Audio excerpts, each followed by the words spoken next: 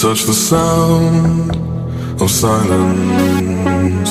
And in the naked light I saw 10,000 people, maybe.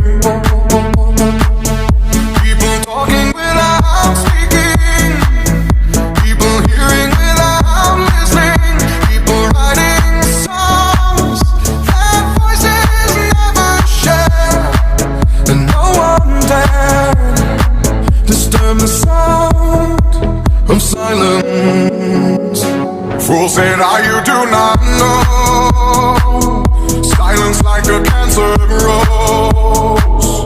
Hear my words and I might teach you. Lay my arms and I might reach you. But my words, like silent raindrops, fell and echoed in the wells of silence.